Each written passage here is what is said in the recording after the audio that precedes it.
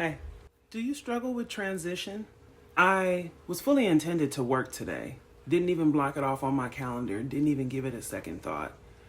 Until yesterday when I realized that today is the 3-year anniversary of my grandmother's passing. In addition to that, this weekend is my sister's funeral. Funny enough, the person I VA for has an empty calendar today, and I don't have any life coaching clients. So I love how Spirit will just work out your schedule and give you time to process what you're going through. Don't you love when that happens? Where plans get canceled and then you're like, oh, wow. Okay, God, I hear you. I need to take this time to sit with myself and really process what I've been going through. Once I realized I had the free time, mind you, I've been dealing with a sick kid all week too, and today was the first week that my daughter was able to go back to school. So once I dropped her off and realized that I had a open free day today, I instantly kicked into self-care mode and thought, what can I do to see about myself today?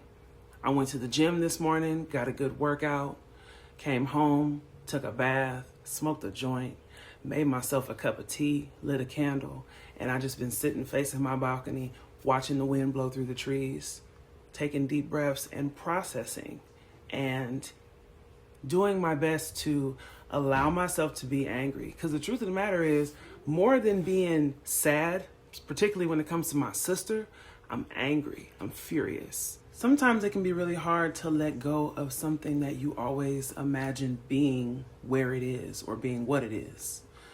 Sometimes it's hard to let go of people, especially when people are so jarringly taken from you unexpectedly. Death is hard. Transition is hard. Transition of any kind is hard. Transition from one job to the next. Transition from friends you thought you'd always be friends with. Transition from a relationship that didn't work out. Transition from, I thought I was cool being this person for the rest of my life, and now I hate this person that I've created. I don't even want this life the way that I have it now. All of that is death. All of that is transition. All of that is transmutation. It's transforming. And it hurts like hell. It hurts. And that's the biggest thing that deters people from processing the emotions that are this big, emotions that come with this level of trauma. I'm just a hypervigilant person who battles anxiety. So in my mind, I was like, it's been 3 years, I'll be straight. And for the most part, I'm okay. I'm not destitute, rolled around on the ground, but it's still just a matter of just giving yourself the grace and the space to have that process. Because even if I don't feel I need it mentally, I know damn well I need it physically. There's trauma within my body. You don't get over running into a hospital to your loved one not breathing, to seeing that imagery, to the blankets and the sheets being pulled over their face, to the machines being turned off. That trauma is within. And I'm presently dealing with another person's transition while dealing with a sick kid. So I was just like, I think I underestimated this week, because this week came at me with a 1-2 punch in a way that I was not prepared for. So to have the schedule be clear today, I took that as a sign from God to sit your ass down, sit down, sit down all the way, okay? But it's something that I have to give myself the grace to do. And even though I have manifested this VA job, I have started to work on my work-life balance, I'm building this new future for myself, I still have some of them programs in the back of there that need some erasing. Because I was going to let this day pass without seeing about me. And that is where I checked myself and immediately jumped into self-care. This is the best part about being a life coach for me, is the ability to speak to my clients with a full ass range of experience, far beyond what my intrapersonal training has taught me, far beyond what Transformation Life Coach Academy has provided me. It's more than just the certification. It's my literal life experience. It's my wounded healer experience. It's my spiritual experience. It's my God-given ability to tap into my empathy and my resilience and my creativity. And the ability to help others do that. It was something that I never thought that I could make a living off of. Like, how they always tell you to get a trade, right? I didn't see it as a trade. Part of the ability to be resilient is the ability to transition. And that was why I made intrapersonal emotional wellness my specialty when it came to life coaching. I was like, do I want to be a career coach? Do I want to just be strictly an artist, music, or persona person? Do I want to be a spiritual coach? And what stuck out to me was, okay, these are all things that I'm interested in. These are all things that I'm passionate about, that I love. Whether it's music, art, spirituality, emotional wellness, self-care, healing, trauma healing.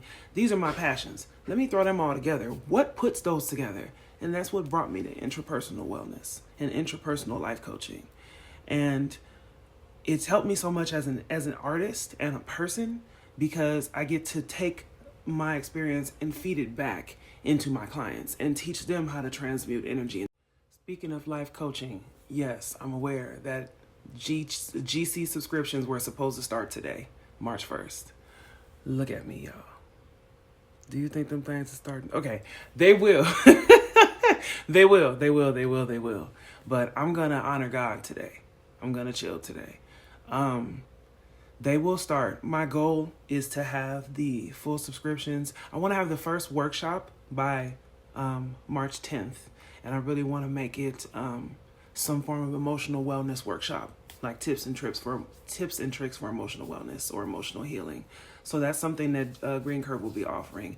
If I can get 2 workshops a month, that'd be great. But my goal is 1 workshop, and to have those subscription tiers intact. The blog is still there. Please go read the blog. Enjoy what's there. There are more blog posts to come. If you're a Tanique fan, Tanique will have music in April. Absolutely. I have a lot, actually. But there's one in particular, a song that I'm just obsessed with, that I am so nerve-skited for y'all to hear. Very nervous and very excited. It's literally the only thing I play in my car some days. I don't even listen to the radio. I just listen to this scratch of this song. But anyway, yeah, I need to get that mixed and mastered. I need to figure out album art, because again, I'm a one-woman show, baby. It's just me and this hoe. Okay? This is just me. So, we pick and choose. I gotta make a living. I gotta pay the bills. Gotta feed my baby. Gotta chase my passions as an entrepreneur, which is why life coaching.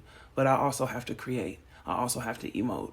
I also have to be, that mysterious, that Tanique thing it calls me. So you're gonna get that too. So yeah, this video became a weird life update, work update, updated video. Now you know. Now you know what's going on with me, what's going on with Green Curve, and what's going on with Tanique. I appreciate each and every one of you for watching, especially if you have watched to this far. I love you. And don't be afraid of the transition. It's gonna happen. Things change. People die. Things die. Relationships die. A lot of things transition. A lot of things evolve even and become something different. Namely, we evolve a lot if we let ourselves anyway. I think a lot of people are afraid of not being the person they think they should be. They have this ideal person. They think, if I was just this way, life would be so perfect. You don't even know that because you've never been that way. The key to transition is not to fill the space and then transition there. The key is to empty the space. Leave an open space for your growth in your life. Leave open space for your evolution in your life. Leave open space for possibility in your life. Leave open space for hurt in your life. Leave open space to not be okay in your life. Leave open space to not always be on your A game, to not always be excellent. I hate that term, Black excellence. Like, I get what the term means, but I just leave room to not be okay. Because you're going to be great. Of course you're going to be great. Of course you're going to have great moments. Of course you're going to have awesome times. Of course you're going to have awesome memories, if you choose to anyway. But you will also have moments that'll be pretty shitty. And you need to leave space for all of that.